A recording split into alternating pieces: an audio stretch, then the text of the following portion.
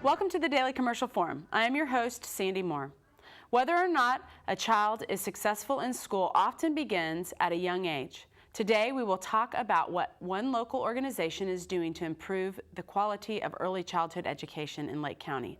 Our guest, Arlisha Bookbinder, Executive Director of the Early Learning Coalition, Dr. Joanne Greta, Manager and Instructor of Early Childhood Education at Lake Sumter State College, Early Learning Coalition Board Member Jackie Atkinson, a pre-K resource teacher at Lake County Schools, and Junie Albersbittel, an early childhood instructor at the University of Central Florida. Welcome, everyone. Thank you. Well, let's just start out, just for the purposes of the show, by defining what we mean when we say early childhood learning. What ages would that be? That would be from birth through the age of 8. All right. Now, what exactly, can you tell us a little bit about the importance of the early learning and as far as what it has to do with emotionally and kids doing well in school and things like that? I think the importance is, I think Joanne and Junie can expand on this, but the importance is having children in a high quality early learning environment, that they're learning from birth, and ensuring that parents understand that it doesn't start at kindergarten. It starts much, much earlier.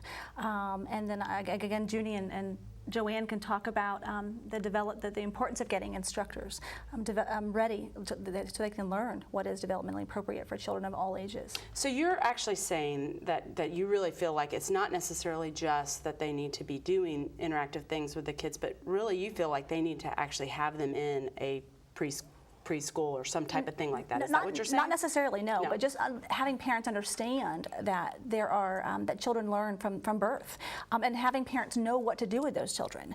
We've gotten away from. I think parents know now not to just watch TV. They know that, but curriculum and songs and literacy from birth, reading to children at birth. They do not have to. At the Early Learning Coalition, we teach that the parent is a child's first and best teacher, and if that parent can stay home, that's where we want that child. But in the event that they can't, having parents know what to look for in a high quality early learning environment to put their child in. So really just and I've even heard, before they're born, reading to them. Yes. When I know when my boys were pregnant, we read and I sang certain songs and things like that, and even before they were born. But really trying to enrich their life, and it's not a matter of, okay, learning starts at kindergarten. Because I think that when I was growing up, there was that thought that it starts when you're in kindergarten.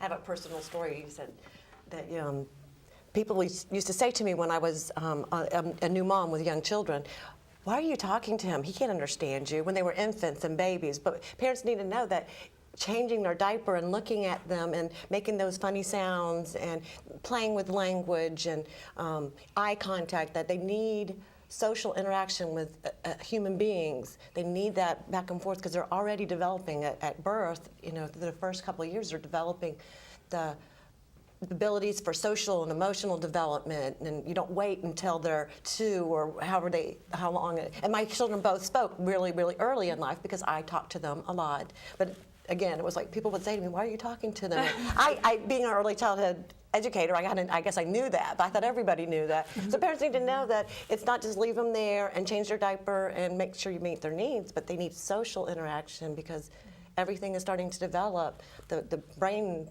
the pathways for brain development are starting to be put in place right at the very beginning, and so. Well, and I used to talk to myself, so then when I had kids, it just didn't look as bad when I was talking to them. Well, I agree with Lisha about the parent being the first teacher. Yes. But the problem is that nowadays there's more than 62% of parents with children under the age of 6 who are actually in the workforce. And so that's why it's so important to make sure that those people who are caring for children who are out of the home have the knowledge as well as the parents to know. And as Junie said, this is such an important time for the foundation of all education that is coming forward. And during those first 3 years, the child's brain actually develops to 90% of what it will be as an adult. So now, where would, if you're a mom that's just about to have a baby, or you're in that process, or you've maybe just had a baby or anything like that, what kind of resources do we have in this area that really can help a mom? You know, one, I know you talked a little bit about, and this is kind of a wide question because I'm sure there's resources in picking a place and ways that they can figure out what are the best places, but also resources in if they really want to do more on their own, or even supplement not only what they get in there if they go to daycare, also at home. What are some resources? Where would they find this kind I of think a lot of our parents now learn through their church. So parents go through their church environment to find out what is out there. There's organizations like Healthy Start, Healthy Families, that is getting them while they're pregnant and through the age of 2 or 3. So those are important there. The Early Learning Coalition does assist parents in finding childcare. These are for working parents if they need assistance with paying for childcare. The Early Learning Coalition does have the subsidy program and then voluntary pre-kindergarten when those children are 4. But that is part of helping those parents select that is telling them what they need to look for in that in that environment when they go in there. So it's not just finding what's close to your home or what's right around the corner or what you can afford necessarily, but knowing what's going on, the teachers, the instructors, the credentials, the curriculum, the ratio of the facility, the health and safety of the facility. So that's critically important. And then if you have your child, if parents have their children in an early learning environment, then talk to the teacher, the director of the facility to find out what other things can they do at home. We encourage, and Jackie can speak to this too on the VPK side, but we encourage our providers to ensure that their teachers are having those parent conferences. Even with the 1-year-olds, I mean, you have to have parent conferences. What is the 1 year? What's the baby's doing? What did they do today? Those parents miss it. Oh, they need to know it. When You you're want to know. home. Yeah, when I don't, because the parents, your kid burps, and you're like, oh my goodness. Yeah. So identifying those moments and then telling them at home work with these things. So it's not just those who may be lagging behind Right. that need that extra support. All children and parents have to be engaged in that learning, or they're really going to miss what their children can do or not do. Well, and I know, like, I remember when we were trying to decide, you know, for child where our kids would be in preschool and things like that. We were in that situation where we didn't make enough money, you know, for some of these great places, but we made too much money to have any assistance, and we were right in the middle, and it was very difficult to kind of really find what's the best thing. So you all have some good information Most certainly. that they can get for that. What else? What other ways? I mean, I know now that it's the day of I was going to say the internet. And actually, I was doing some work the other day, and I found a lot of different websites. So, you know, you don't always know if everything you get on the internet is true or but there are a lot. I mean, I just wrote in brain research, young children or something, and found a list of activities that you can do. Things like just having your child help you sorting your socks or setting the table. All those things are you can use teachable moments and get some help from them too, and keep them occupied as they're getting older. Sorting, putting the one plate and one fork and one knife and one spoon means one-to-one correspondence. Finding the 2 socks that match, so it gives them ways to just every day. I know when I taught pre-K, I would have like a calendar for my parents, and it would say little activities that you could do with your children every day, and one would be just have them help you sort the clothes, or make even eating your Cheerios or your Fruit Loops, get all the same colors together, sorting shapes. I mean, you can find things just all around your house. You don't need a lot of. Well, and I know a lot of those things that you're talking about as a parent, those are the times when you're really frustrated. Like if you're setting a table or you're at the grocery store, because I know someone said, engage your kids in picking out the food or whatever it was. Because in the grocery store, when your kid is going crazy, being able to engage them will satisfy 2 needs. Right. One, it settles them down, because really what they want is your attention, Right. For the most part. So those are great things, and you can find those kind of things all over. Right, in the grocery store. I raised 4 boys, so I know what it's like to go to the grocery store with some wild Indian. Oh yes, I only have 2, but I know what you need. And one of the things I used to do was cut out the coupons and let them hold the coupons, and have helped finding what we needed in the grocery store. And the thing is that a lot of these things, they seem now, as we're talking about, it just seems common sense. But really, if you've not been around kids, and a lot of times parents, when they're first-time parents, they haven't been, and they really do want the best for their kid, but it's about learning some of these little things and getting that information.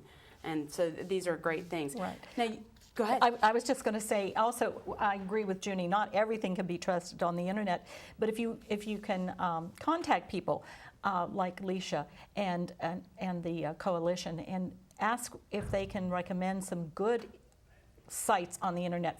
For instance, 0 to 3 is an excellent site to go to, and they have a lot of information on brain development and exercises that you can do with your children or activities.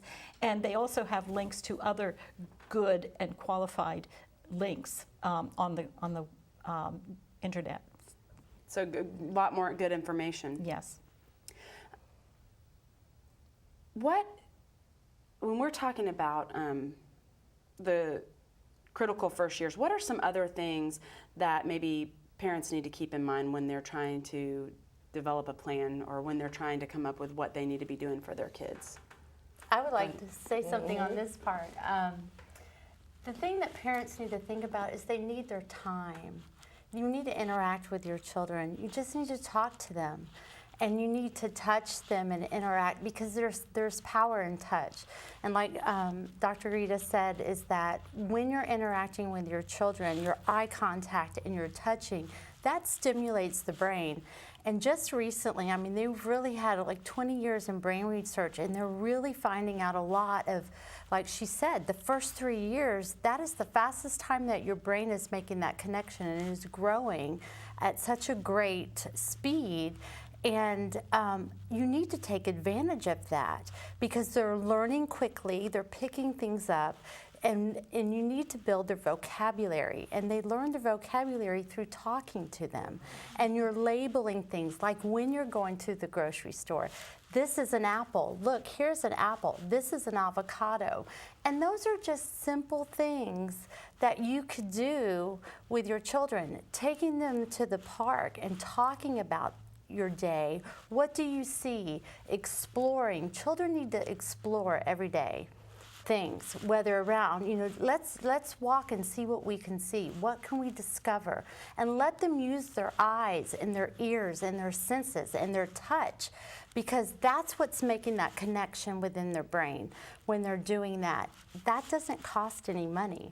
You don't have to have any money to take your children to do that. You could walk outside and see so many wonders, and that is what's so wonderful about that. So just spending time with your children, and it doesn't take a whole lot of time with them, and then including them when you're cooking or doing the dishes. Children love to do the dishes. Now, it might take a little bit of patience, I was just about to say, water is splashing and bubbles are going, but it makes such a huge difference in the children.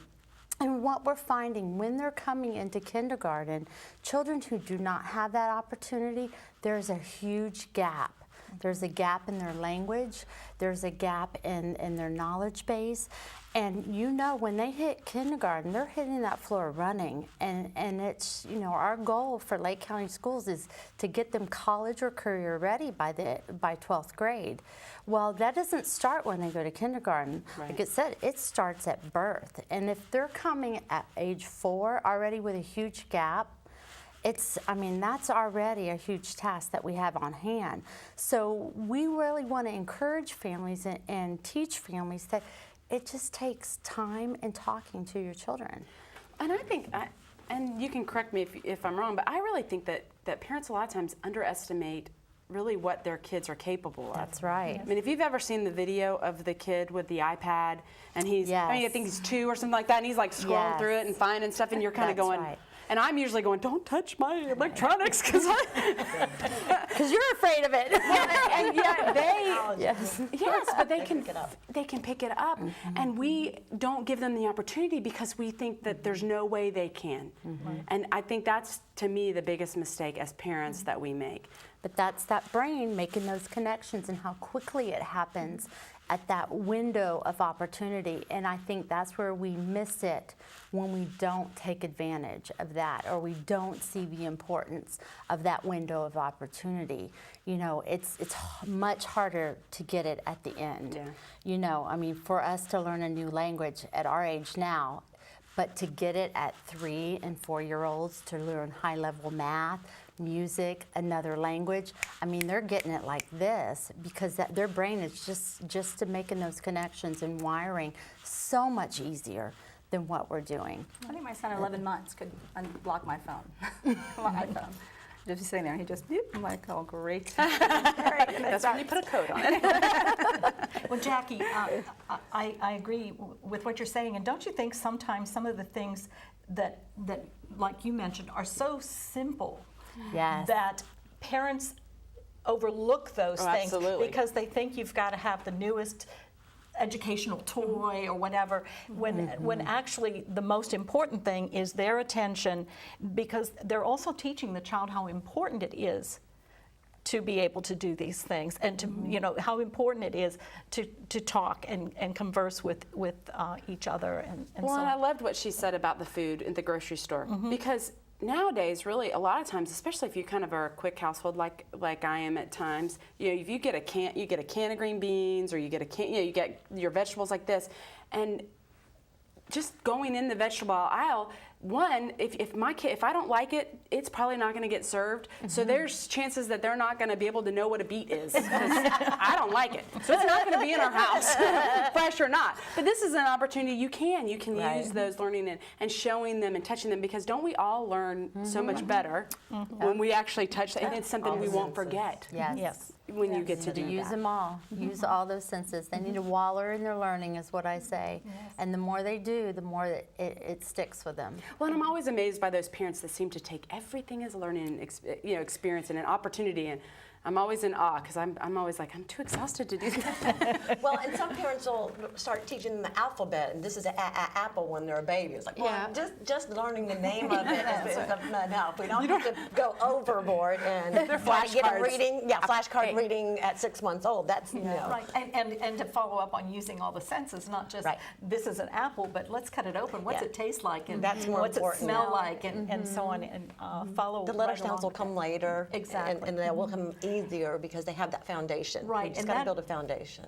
And it's so important that they have that foundation in order to be, because the child who has that foundation is going to catch up to even let's say the early reader. A lot of children may begin to want to read by age 3, and that's all well and good, but they've actually done studies to say that by the time they're in 6th grade, everybody's even. It's evened out. The children who had that ability but just weren't doing it at that age, they're going to be at the same level by that. And so we don't have to push children to do. And I really personally feel that when we do push children to fulfill these goals or whatever that sometimes parents set for them, we really turn them against school.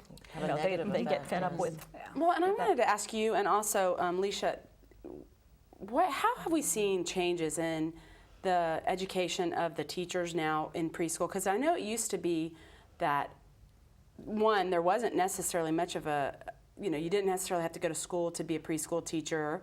I know that you used to see it, especially not necessarily pre-K, but especially before that, it's just a babysitter. You're just trying to find a good babysitter for your kid, and if they happen to do a little bit of fun stuff. Well, how have we seen things really change over the years? And is there a criteria now for pre-K teachers?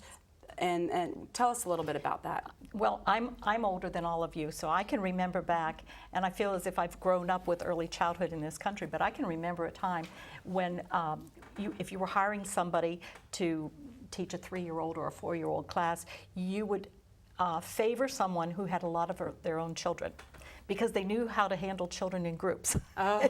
And that was the big criteria. Not any knowledge at all, but could they handle the children and handle the behavior? The problem with that is it was children that were in the same family culture, the same way of Discipline and so on. And so you put that person into a group of 20 children that come from 20 different houses, you can have some real problems there. But it has grown and it has changed. Back in the but 1980s, the first step was Say 70s and 80s, which is health and safety. I think in Florida it was just health and safety. You had to have a 10-hour, it used to be, and then it went to a 20-hour, and that's clock hour of training. And it mostly was to make sure that people knew how to keep them safe and Exactly. nothing bad to happen to them. But it's grown from the 20-hour to now a 40-hour clock hour. Lisa, do you know the exact and a 5-hour? Well, it's 40 hour You plus might know 5 that they have to have And that's from the the state. minimum now. That's That's the the minimum minimum. that they can do. But to be actually be a teacher in the state of Florida, you have to have what is called a 1-year certificate in child development. It's called a child development associate. The associate sometimes confuses people, but it's a 1-year certificate. And but when we look at other groups such as Head Start, for instance, they used to allow people to be a teacher with what we call a CDA, the Child Development Associate. But now, if you're going to be a teacher, 50% of their teachers have to have a 2-year degree in early childhood or child development. And is it this September that they must have a 50%? I believe they might have moved it again, but they're Yes. trying to have the same goal at 4-year degree, correct? 4-year They want- degree, yes, 50%. So they're giving time for teachers to go and get their education. Right. But The the goal preschool is, teachers, right. Yes. and it depends on the program and depends on the funding. But what's nice is I think we're now getting the benefit or the respect that it is more than babysitting, and you do need some education, and the more education you can get, the more information you can learn, and the better you're going to be.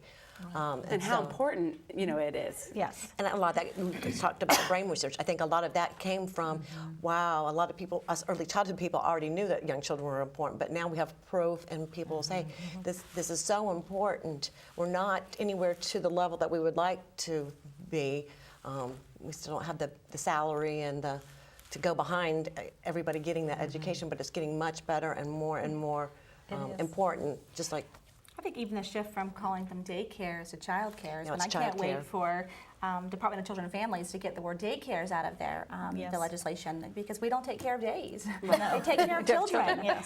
So if I'm in my office and I hear daycare, I'm quick to say child care. We do child care. We take care of children because it is a profession. It's an industry, and it's not viewed that way nationally. And I think here recently, the president has outlaid his plan for early learning, high quality early learning, highly educated instructors available for all kids, and that's important because it's not just daycare. It's Right. not babysitting. It's And- teaching. And we've also had research that shows us that it's not only because these early years are a foundation for all learning, but they've gone into the future 30, 40 years and realized that people who have a good quality early childhood foundation, they're less likely to commit crimes. They are better able to hold jobs. They own homes. And own homes and go to continue their education beyond high school, have solid family relationships. So there are a lot of benefits that they've been able to show come back to and are linked to early childhood education.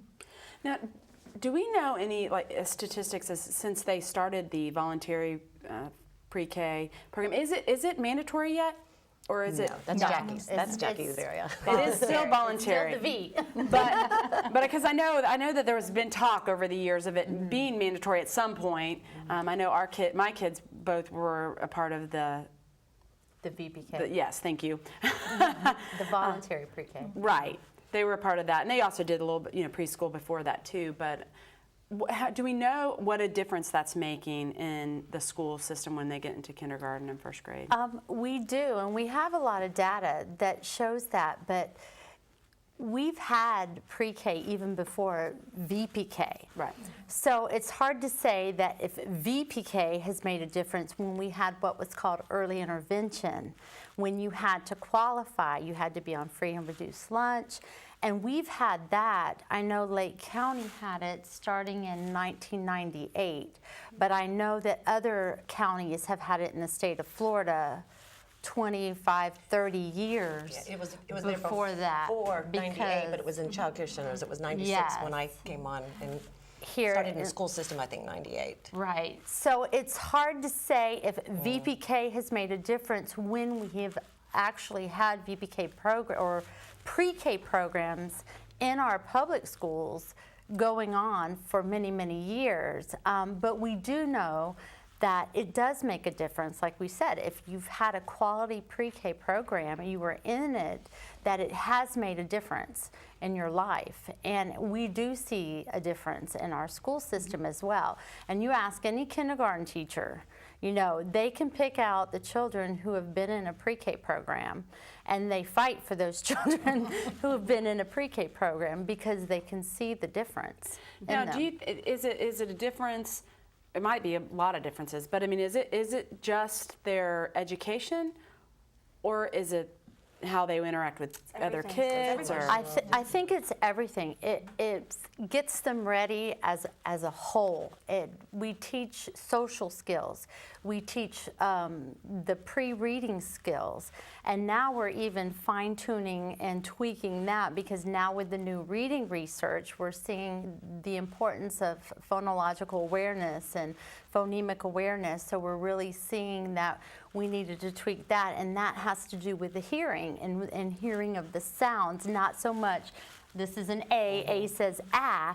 It's just fine-tuning their ears and the sounds that they're hearing, so that goes back to the senses. So we're always going back to the research and seeing what is important and the skills that they need to be ready for kindergarten. Plus, just in interacting with the students, following the routine, listening to their teachers, you know, doing those things. Plus, we're giving them opportunities to interact with their environments. They're being inquisitive, asking those questions, already getting them to think, interact with books and reading that they love. So those are wonderful skills that they need. So when they get to kindergarten, I mean, they're not crying. They're ready to go.